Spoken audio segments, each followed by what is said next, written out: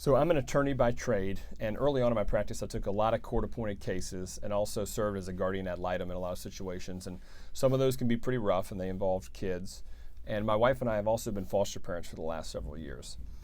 And I tell you that because being in those two worlds, you're oftentimes not meeting folks on their best day. In fact, a lot of times you're meeting them on their worst day. And you really get a window into the regular, on the ground, real struggles of regular folks. And I mention that because when I think about our politics and our policy, I'm often thinking about these kind of situations that I've dealt with and these kind of folks. And I think for a long time, the left has had a monopoly, at least on the rhetoric, of being for the little guy. But I have to tell you, I just don't see that when I look out and see what's going on in the world. I mean, as inflation continues to rise and taxes are high, it's the folks who are struggling, who have trouble making ends meet, with the small businesses, working families.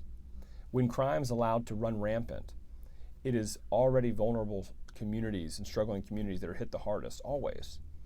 When we pretend there's no crisis at the border and fentanyl flows through like a river, it's folks who are already struggling with addiction, who are being poisoned and dying in droves. And when the left refuses to allow for choice and freedom and education, it is not the affluent family who's hurt. They already have choices. It's the folks who are trapped in a failing school, trapped by their zip code, who don't have a way out. When we irrationally shut down schools for years, it's young kids who are hurt.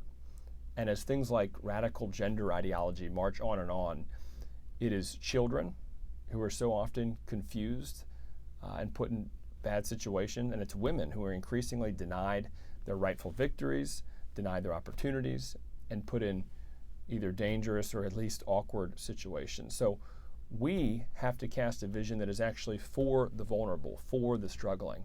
And I think actually the conservative vision is what does that.